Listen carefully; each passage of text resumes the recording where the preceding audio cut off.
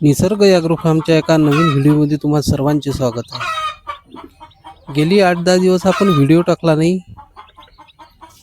तर आपल्याकडे पिल्लं निघाली होती, त्यामुळे आपण व्हिडिओ टाकलेला नव्हता. थोडी परिस्थितीची कामं होती. तुम्हाला सर्व मंडळींना, शेतकरी बंधूंना आपल्याकडून दिवाळीच्या हार्दिक शुभेच्छा. सर्व पशुपालक तसेच कुक्कुटपालक बांधव आपले व्हिडिओ नेहमी व नियमित बघतात, त्याकरता मित्रांनो तुमचे मनापासून धन्यवाद. तर आपण गावरान कुक्कुटपालनाबद्दल आपण पिल्लाबद्दल बोलणार आहोत, की आपण जी गावरान कोंबडी आणि तिच्यासोबत पिल्लं सांभाळतो, त्यामध्ये भरपूर अशा कुक्कुटपालक बांधवाचे नुकसान होते. कारण नवीन नवीन कुक्कुटपालन असतात त्यावेळेस.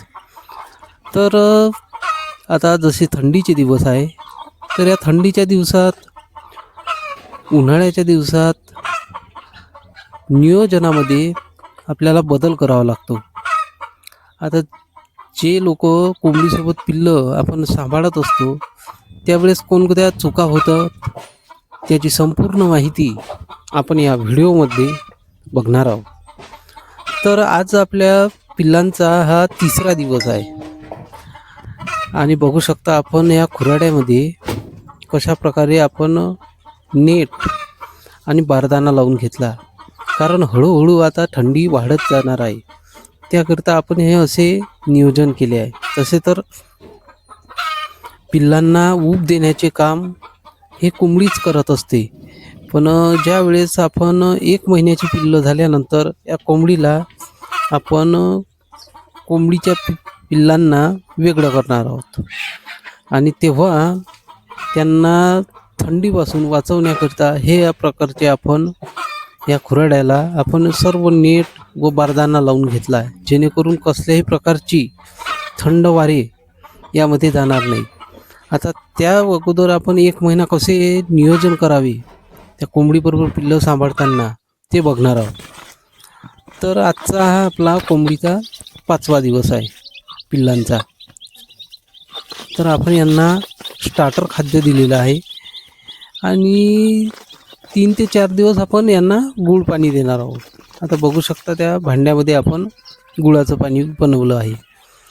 आता गुळाच्या पाण्यामुळे त्यांना एक ऊर्जा मिळत असते व कोंबडीसुद्धा 21 दिवस अंड्यावरती बसल्या कारणाने तिच्या शरीरामध्ये सुद्धा अशक्तपणा आलेला असतो. त्याकरिता आपण त्यांना गोड पाणी देतो आणि स्टार्टर खाद्यामध्ये भरपूर असे जीवनसत्वे असतात व त्यांची ग्रोथसुद्धा चांगली असते. पिल्लांची ग्रोथसुद्धा चांगली होत असते. त्यामुळे आपण त्यांना स्टार्टर फीड हे 1 महिना देत असतो आणि बऱ्यापैकी त्यांच्या पंखाची व शरीराची वाढ झाली की आपण कोंबडीला वेगळं करत असतो. आता इथे बघू शकता तुम्ही की मी एका खरड्यावरती ते खाद्य टाकलेलं आहे आणि इथे सावली आणि ऊन दोन्ही पण आहे.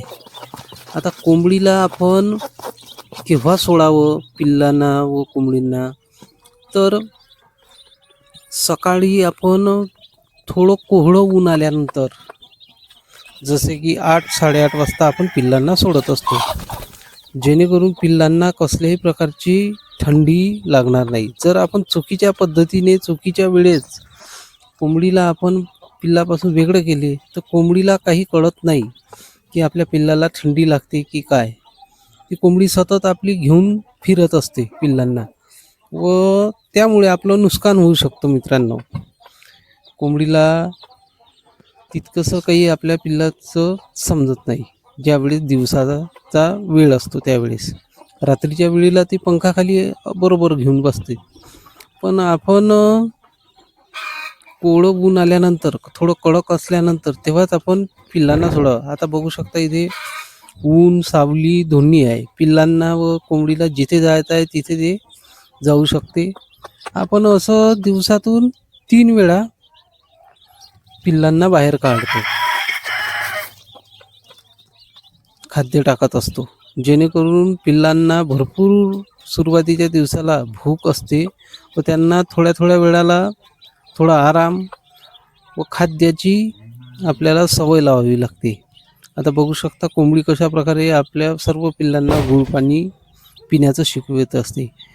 ती कोंबडी बरोबर तुमच्या पिल्लांना एक मार्गदर्शन करते, कसं खायचं, कसं पाणी प्यायचं, आणि बरेचसे असे खाद्याव्यतिरिक्त आता तुम्ही बघू शकता त्या खरड्यावरती किती खाद्य आहे, तरी कोंबडी आजूबाजूला पिल्लांना खायला नेते.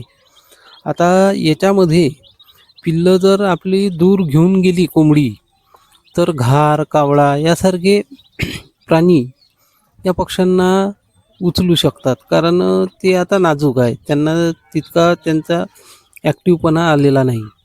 तर अशावेळी कोंबडीने आपल्या पिल्लांना दूरवरती घेऊन जरी गेले तरी आपल्याला तिला हकलवत तिच्या खुराड्यापाशी, तिच्या सुरक्षित जागेपाशी आणावे, जेणेकरून आपलं नुकसान होणार नाही. कोंबडी ही पिल्लाचं रक्षण उत्तमरित्या करत असते सुरुवातीच्या दिवसात, परंतु ओपन अशी जागा जर असली वरतून तर ते घार, कावळा उचलण्याची शक्यता दाट असते. अशा वेळीस आपण असेच क्षेत्र निवडावे की जिथे पिल्ले आपले व सर्व गोष्टी आपल्या सुरक्षित राहील. कोंबडी तर रक्षण करतेच, तर बरेचसे असे लोक काय करत असते की कोंबडी सोबत पिल्लं सोडून देत असते, ते इकडे तिकडे जात असते, अर्धी पिल्लं ही मरून जातात घार, कावळा, उंदीर अशा हिंसक प्राण्यापासून. तर हे नुकसान टाळण्यासाठी आपल्याला कोंबडीला आपल्या ऑब्झर्वेशनमध्येच आपल्याला सोडावी, जेणेकरून कसल्याही प्रकारचे आपले नुकसान होऊ नये. आता बघू शकता इथे मी कशी जागा ही स्वच्छ करून घेतली आणि या जागेमध्ये आपले कोंबडी व पिल्लं अशी ही आनंदाने इथे खाद्य व पाण्याचं खात आहे. मित्रांनो, निसर्गाची किमया बघा. कोंबडी ही सुरुवातीच्या पहिल्या दिवसापासूनच आपल्या पिल्लाला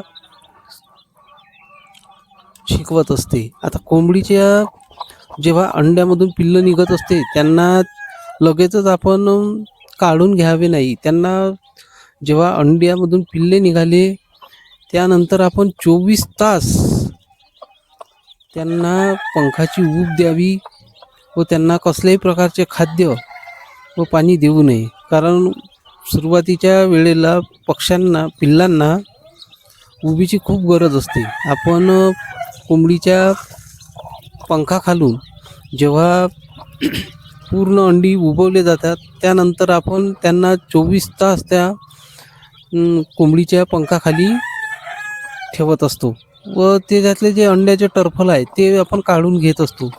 त्यानंतर काय होत असते की जे अंड्याच्या टरफलामुळे पिल्लाच्या पायाला किंवा शरीराला इजा होत नाही व संपूर्ण पिल्लांना एक प्रकारची चांगली अशी ऊब मिळते व पिल्लं अशी कोरडी होतात. त्यामुळे त्यांच्यामध्ये चांगली रोगप्रतिकारक शक्ती तयार होते व पिल्लं दुसऱ्या दिवशी आपण काढल्यानंतर ते चांगल्या प्रकारे खाद्य पाणी खाण्याचं काम करते. त्यामुळे त्यांना उबीची खूप गरज असते. आपण कसल्याही प्रकारची घाई गडबड न करता त्यांना चांगल्या प्रकारे ऊब भेटल याची आपण दक्षता घ्यावी. मित्रांनो, असेच आपण नवनवीन व्हिडिओ तुमच्यासाठी या चॅनलवरती आपण घेऊन येणार आहोत. तर तुम्ही जर चॅनलवरती नवीन असाल तर चॅनलला सबस्क्राईब करा आणि व्हिडिओ आवडल्यास मित्रांनो व्हिडिओला लाईक आणि शेअर करा. कमेंटसुद्धा मित्रांनो तितकेच महत्त्वाचे आहे. तुमच्या सपोर्टची आपल्याला गरज आहे. धन्यवाद मित्रांनो.